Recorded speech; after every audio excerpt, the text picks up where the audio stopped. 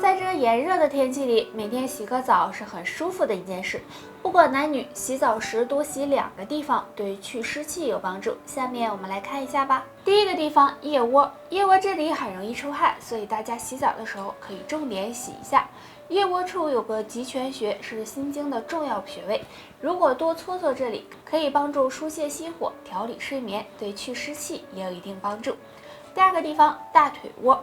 在大腿窝后面中点处有一个委中穴，属于足太阳膀胱经，而膀胱经又是人体最大的排湿口，所以洗澡的时候多搓一搓或者按摩一下大腿窝，能很好的排出湿毒，去除湿气。湿气对身体呢有很大的危害，所以要及时进行调理。建议大家平时可以多吃点祛湿食物，比如红豆薏米、燕麦、红薯等等，能很好的去除体内湿气，让身。哎，沈哥啊，今天下班别忘了提醒我去买点香菜啊！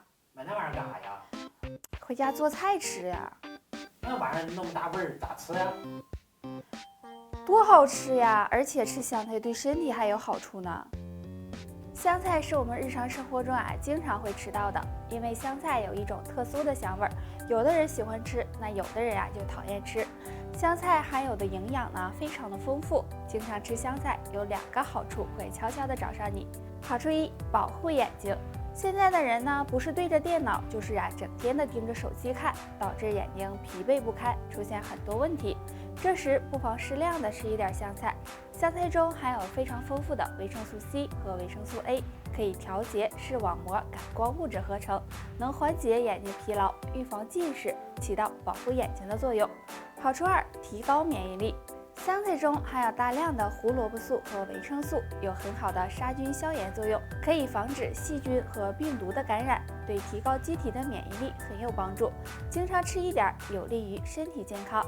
那吃香菜虽然有好处，但是呢也要注意不能够多吃。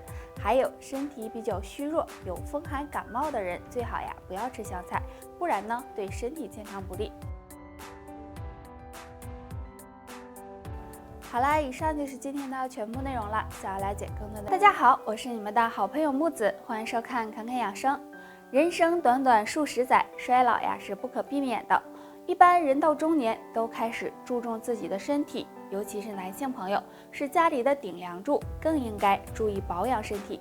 当男人开始衰老时，身体会发生明显的变化。第一，鼻子变大。男人开始衰老时，鼻子也会因为软组织的衰老失去弹性，这样就会慢慢的变得平坦，鼻翼两边也会变宽，鼻孔变大，这时就要注意衰老已经找上你了。第二，肚子变大。男人到中年，身体新陈代谢开始下降，很容易出现身体发福、肚子变大的情况，这也是男性开始衰老的征兆。第三，肺活量缩小。随着年龄的增长，身体的各项机能都开始下降，这时肺部的呼吸功能也会降低。很多朋友会发现自己的肺活量变小了，干点重活或者是运动就变得气喘吁吁。建议大家要多注意保养。那上面这3个表现，如果你都没有出现，说明还算年轻。不过也要注意保养身体，这样才能够延缓衰老的到来。好了，以上就是今天的全部内容。你还知道哪些男性衰老的特征？大家好，我是你们的好朋友木子，欢迎收看侃侃养生。相对女人来说，男人更容易受到肾脏健康的威胁，所以男性朋友平时一定要多加注意，注意饮食以及生活习惯，还要多留心一下身体的表现。若睡觉时出现2个现象，就要及时的保养肾脏了。现象1，睡觉时被尿憋醒。男性朋友如果睡觉时经常被尿憋醒，出现频繁起夜的情况，就要小心是肾功能减退所导致的。现象2，睡觉时手脚冰凉。如果睡觉时出现手脚冰凉的情况，就要考虑可能是阳气不足造成的。如果肾气充足，那么血液流通也会顺畅，这样睡觉时便不会出现手脚冰凉的情况。但是相反，如果肾气不足，就会出现手脚冰凉的情况。那男性朋友如果睡觉时没有出现上面这2个现象，恭喜你，说明肾脏还算不错。那肾不好别担心，不妨做做下面这个小动作，按摩腰眼。两手握拳，用双手拇指的关节突出部位按揉腰眼，感觉酸胀就行。每天早中晚各按5分钟左右。腰为肾之府，按摩腰眼有养肾补肾的作用，可以预防腰肌劳损、腰酸背痛等症状。好了，以上就是今天的全部内容。如果你还有什么疑问，可以在下面评论。大家好，我是你们的好朋友木子，欢迎收看侃侃养生。中医认为，脾胃为后天之本，气血生化之源。如果脾胃虚弱，时间长了，气血乏源，自然就会气血不足。所以，想要气血充足，就要想办法健脾补脾。下面呢，教大家一个小方法。首先，可以找一把椅子，坐在上面，挺直上半身，双腿自然下垂，然后抬起双腿，像这样相互的碰脚敲打。敲打的时候可以脚尖互碰，也可以脚尖碰脚跟儿。每次敲打5分钟，每天早晚做一次。因为双脚的内侧有太白穴和公孙穴，这2个穴位都是脾经上的穴位。经常这样敲打双脚，可以帮助补益气血、健脾养胃，能很好的改善脾虚、气血不足的情况。对于脾虚的人，饮食方面呢也要格外的注意，少吃生冷和辛辣刺激的食物，可以多吃一些可以补脾的食物，比如莲子、小米、山药等。好了，以上就是今天的全部内容。你还知道哪？大家好，我是你们的好朋友木子，欢迎收看侃侃养生。60岁以后，很多人呀都已经退休了，这时呢，在家没事儿的时候，就会想着养生，想让自己的身体更加硬朗。那如何能做到长寿呢？睡前最好少做2件事，或许能为寿命加分哦。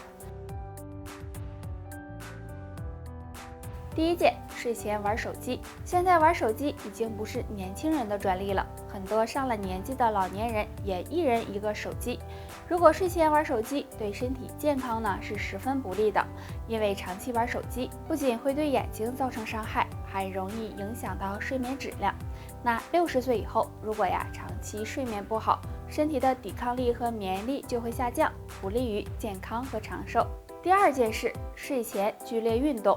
我们都知道，老年人适当的运动对身体健康是非常好的，但对于60岁以上的老年人来说，如果睡前做剧烈运动，很容易使大脑处于兴奋状态，不利于睡眠。而且剧烈运动还会增加心脏负担，对心脏功能的改善不利。所以建议大家睡前最好不要剧烈运动，可以在白天的时候进行适当的运动。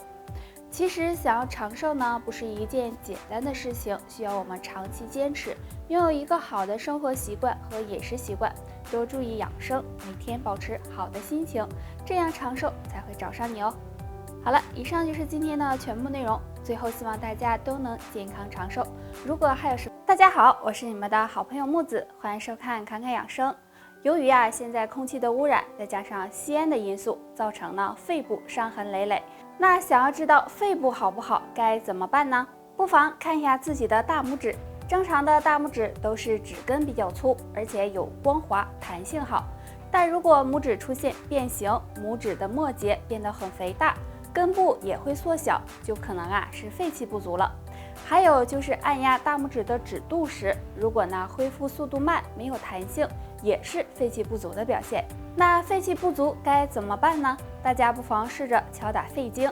肺经在手臂外侧，敲打时呢，将手握成空拳，用小手指关节沿着前臂的掌面，从大拇指开始往上敲打，敲打到痛感明显的地方，可以重点的多敲打几下。敲打的力度要轻，每次敲打5分钟左右即可，左右手臂交替敲打。这样敲打肺经可以调理肺经，改善肺功能，有很好的补益肺气的作用。肺经最佳疏通旺盛时间呢是早上的9点到11点，所以这时敲打效果最好。